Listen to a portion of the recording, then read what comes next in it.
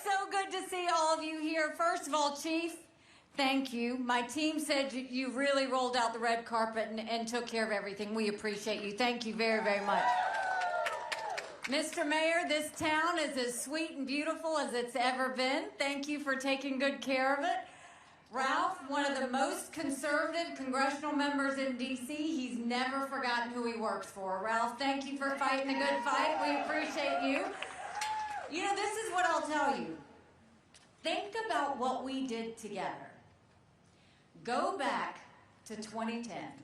We had 11% unemployment. We had thousands of people on welfare. South Carolina was the butt of the jokes. And we got to work. By the time I left, we were building planes with Boeing. More BMWs than any place in the world. We brought in Mercedes-Benz. We brought in Volvo. 5 international tire companies, and they were referring to us as, yes, the beast of the Southeast. We passed tort reform and pension reform, but we also acknowledged some truths. We said if you have to show picture ID to buy Sudafed, if you have to show picture ID to get on a plane, you should have to show picture ID to protect the integrity of the election process. We passed voter ID in South Carolina. We passed the toughest illegal immigration law in the country. President Obama sued us over it, and we won. And by the time we finished, that 11% was down to 4%. We announced jobs in every county in the state. We were named the friendliest state in the country, the most patriotic state in the country, and don't blame me for this one, the number 2 state in the country people were moving to. And now I'm running for president. And look at the past year. So today is, it's almost a year since I announced. We started with 14 people in the race. We've defeated a dozen of them. We just got one fellow left to go. We had 2% in Iowa. They said we weren't going to get anywhere. We ended up with 20% in Iowa. Then we went to New Hampshire. They said that I was 30 points down, and we got 43% of the vote. What's more important is Donald Trump, the Republican incumbent, did not get 43% of the vote. That's very telling. Then you look at what happened the night of New Hampshire. And Trump literally threw a temper tantrum on stage. He talked about revenge. Then the next day he said anybody that supports Nikki Haley is barred permanently from MAGA. We had fun with that. We sold some t-shirts that said barred permanently. We sold 20,000 t-shirts when we did that. And then the next day he pushed the RNC to name him the presumptive nominee. And we said we don't do coronations in America. He got pushed back and had to walk it back. And then he had a court case that he lost. And all he did was talk about being a victim. What bothers me out of all of that, whether it was the night of New Hampshire, whether it was after that court case, at no point did he talk about the American people. At no point did he talk about the $34 trillion in debt. At no point did he talk about the fact that only 31% of 8th graders in our country are proficient in reading. At no point did he talk about an open border where it only takes one person to cause a 9/11 moment. At no point did he talk about the lawlessness in our streets. And at no point did he talk about the wars happening around the world. All he did was talk about himself. And then the campaign disclosures come out, and we see he spent $50 million in campaign contributions on his personal court cases. Think about that. So now, things went even further. You go further than that, and Republicans had a really bad day. Trump lost his case on immunity. He's not going to be held immune for being president for any of the cases coming up. The second thing is Republicans lost a vote on the border. They lost a vote on a pro-Israel bill. The RNC chair lost her job. What is happening? And the reality is, hard truths. I've always spoken to you in hard truths. I'm going to do that today. I voted for Donald Trump twice. I was proud to serve America in his administration. But the reality is, chaos follows him. And you know I'm right. On that day of all those losses, he had his fingerprints all over it. And we can't be a country in disarray and a world on fire and go through 4 more years of chaos. We won't survive it. And now you look at what's happened with Biden.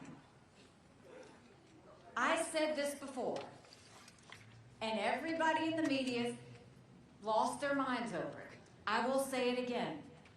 Joe Biden is not going to be the nominee. He is not. You look at what happened a couple of days ago. Now you have the special counsel saying that he's got a bad memory, that he's not mentally stable or competent. And he can fight it all he wants. But I've said there will be a female president of the United States. Hard truth, it's either going to be me or Kamala Harris. You look at any of the election polls, the general election polls, Trump is, on a good day, even with Biden, margin of error. But in a lot of those polls, he's down 5, he's down 7, he's down 9. I'm in every one of those same general election polls. And I defeat Biden by up to 17 points.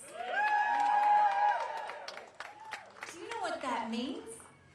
That means if you win by double digits, that's a mandate going into D.C. to stop the wasteful spending and get our economy back on track. That's a mandate to get our kids reading again and going back to the basics in education.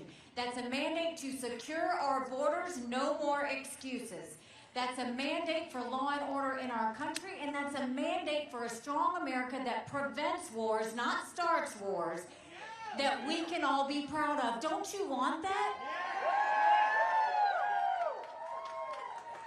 Because we could have that. But in order to have that, it's going to take a lot of courage. Courage from everyone here today. Courage for me to run. And courage for every one of you to know, don't complain about what happens in a general election if you don't vote in this primary. It matters. You know, 7 months ago, I dropped my husband, Michael. You might remember he deployed to Afghanistan when I was governor. I dropped my husband, Michael, at 4 a.m. 7 months ago for another year-long deployment. And I watched him and 230 soldiers pick up their 2 duffel bags of belongings to go to a country they'd never been, all in the name of protecting America. They're willing to sacrifice their lives and their families because they still believe in this amazing experiment that is America. So if they're willing to sacrifice for us there, shouldn't we be willing to fight for America here? Because we have a country to save. This election is about a choice. Now, first of all, I'll say, you all know friends and family who only vote in general elections. In a general election, you're given a choice. In a primary, you make your choice. Yes, ma'am. We need everybody to vote in a primary. In this primary, you have a choice. Your choice is, do we want more of the same? No! Or do we want something new? Nikki! More of the same is not just Joe Biden and Kamala Harris. More of the same is Donald Trump.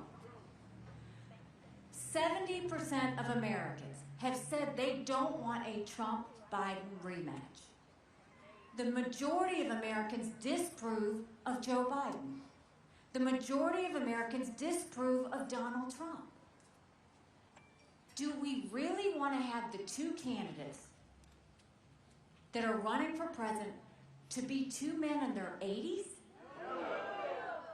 We need someone who can put in 8 years, go in, clean out D.C., clean out government, and get the job done. That's what we need to do. And you know, I saw Trump, when he first kind of was getting into this, he surrounded himself by all the political elite in D.C., every one of the congressional members. And someone said to me, well, what do you have to say about that? You know, all that. I said, they're never going to want me because I think we should have term limits in Washington, D.C. They don't want me because I've said we need to have mental competency tests for anyone over the age of 75. They don't want me because I don't think that congressional members should be able to trade in the stock market. They don't want me because I've said if they can't get us a budget on time, which they've only given us 4 in 40 years, then they shouldn't get paid. And then we had the South Carolina elite all go around Trump. And they said, but tell me why. Why is the South Carolina governor supporting Donald Trump? And I said, oh, you mean the one I defeated when I ran for governor? And they said, but what about the legislature and the fact that they're not with you? And I said, oh, the same ones that I forced to have to show their votes on the record because they were hiding behind voice votes? Or those that I made disclose their income so you saw who paid them? Or those where I vetoed $500 million in pet projects because that's not how taxpayer money needs to be spent? Yeah, you can have them. And then they asked about Tim Scott. I'm just going to let that one go. You have to sleep with your decisions. We'll let him sleep with that one. This comes down to the fact you deserve better. That's what this is. Here I saw Donald Trump the other day, and he went on and on, mentioning Nikki Haley, Nikki Haley, Nikki Haley, and was talking about the fact that I didn't have security at the Capitol on January 6th. I've never been in charge of security at the Capitol. I've never even had a job in D.C. I certainly wasn't there on January 6th. Turns out he got me confused with Nancy Pelosi. But this goes back to the fact, look at Joe Biden 2 years ago and look at him today. Why do we have to have someone in their 80s running for office? Why can't they let go of the power and let a new generational leader come in there? Because they are grumpy old men. But I'll tell you, we can do better. So this is what I want you to do. You did this for me twice before when I ran for governor. I'm going to ask you to do it again. Go out and tell 10 people. Early voting starts today's Saturday. Monday. Early voting starts Monday. Take people to the polls with you. Take them and let them know this is our moment. This is our chance. The way we win is there's more of us than them. Go to the polls, we win. It's that simple. And if you do that, if you get them there early, and we make sure that every one of our neighbors and friends and family know to go to NikkiHaley.com, volunteer, find out where your polling site is, take a yard sign, do whatever it takes to get the word out. Just imagine a country where they no longer waste your dollars and it's back in your pocket. Just imagine a country where we go back to the basics in education and have full transparency for parents to know what's being taught to their child. Just imagine a country where we secure our borders once and for all and become a country of laws again. Just imagine a country where we respect our men and women in law enforcement and the military and we are proud again. And just imagine a war where we prevent wars and prevent our men and women in the military from going to war. We could have that. But also imagine a country where we don't have anger anymore. Imagine a country where we can actually talk to each other again. Imagine a country where you're not scared to turn on the TV and be told what to think, what to feel, and all of that. We can do this. Sometimes America has to hit rock bottom to know where up is. We're there. get to work. You know, someone asked me why I was running. And I said, my parents came here 50 years ago to an America that was strong and proud and full of opportunities. I want them to know that country again. I'm doing this for my husband, Michael, and his military brothers and sisters. They need to know their sacrifice matters. They need to know that we love our country. I'm doing this for my daughter, Rena, who's here with her today, and her husband, Josh, and I saw how hard it was for them to buy a home. The average home buyer in America now is 49 years old. The American dream is leaving them. And I'm doing this for my son, Nayland, who's also here. And he's a senior in college, and I am tired of watching him write papers of things he doesn't believe in just to get an A. That's not us. That's not America. And for the first time, 81% of Americans don't think their kids are going to live as good of a life as we did. We can't be okay with that. I'm not okay with that. We do have a country to save. But I'll promise you this. If you will join with me in this movement, if you will go out and tell 10 people and get them to the polls, I promise you, our best days are yet to come. Thank you, Newberry.